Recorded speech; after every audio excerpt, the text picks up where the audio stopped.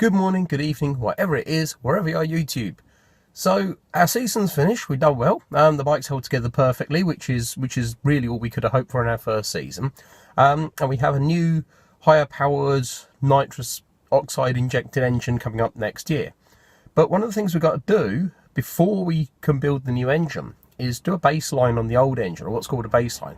That's where we're going to go and put it on a dyno, measure the power output of the original engine, and then of course we know from that figure what we'll expect to see on the new one, and also it gives us an idea of where our carburation is, etc. So we're heading over to a place called Cross Customs. They're over in East Lincolnshire, which is about a 2-hour drive away, and we're going to take the bike over there, put it on their Dynojet dyno and see what power she makes.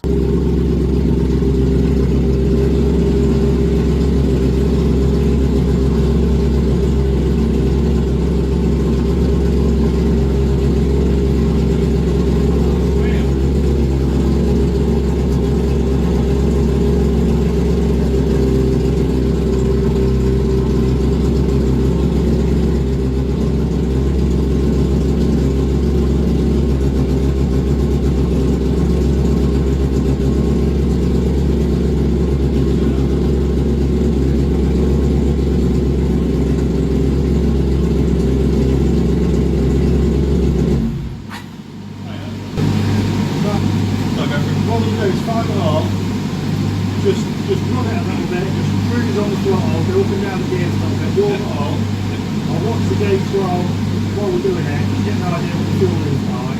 And we'll shut it down and then we'll put the power on top of that. Actually, the only thing it comes up quite quick on the temperature. It comes up quick on the temperature, so I don't get started. Okay. There's no fan, but you've got a fan on it. Yeah, we'll get hot quite quickly after that. Yeah. It doesn't take long to get the temperature to that. We'll have a quick cruise around and see what's like. Yeah. So gear is what's like, it's 5 speed. Yeah, well, well, where's 6 speed. One down, 6 speed, one down. The rest are 5 on. And that pod is only in 5th on the stretch. Yeah, we can't change gearing enough to get it through. There's nothing else you can do with it. The other problem is, like I say, when one jumps hit the shift, it's almost instantaneous. Because it's either cruiser or cruiser. It's got massive gear. The gear that's standard for 186 miles an hour. Big gears. Right, we'll have a cruise back and see what's like.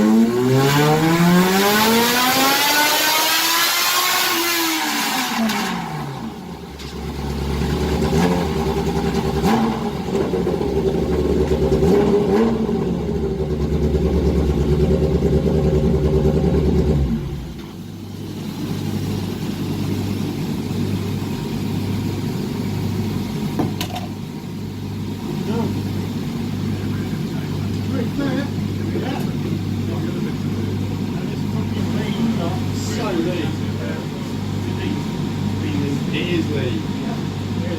Oh, that's solid though. That's strong. That's strong. Now, unflagged. So that must be 150 in the magnets. We're up. That's how that's about it. Yeah, it's quite lean. So this is your AFR. I'll sort of press that. Press the button to record. It's like a little time-lapse video of the pull.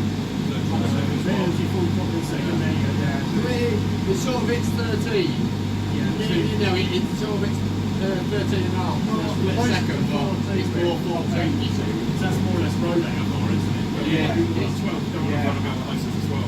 So you would have complete jet size, if not two. Maximum power there of 135 horsepower, which is actually more than we were expecting to see, which is great news. Turns out we were running ever so slightly lean, but that's given us the baselines. We can up the jetting, cut the sizes for the new engine, also running the fact we're not going to be running straightforward petrol next year. So that's everything we wanted to achieve. Really pleased with that, and it's well worth doing the dyno run. So there we go, really pleased with that. That was a great run. Just like to say thanks again to Cross Customs. If you need any dyno time or any custom work, they're the boys to see over in East Kirkby. Really pleased with the results. If you like these videos, hit the like and subscribe button, and we'll see you soon.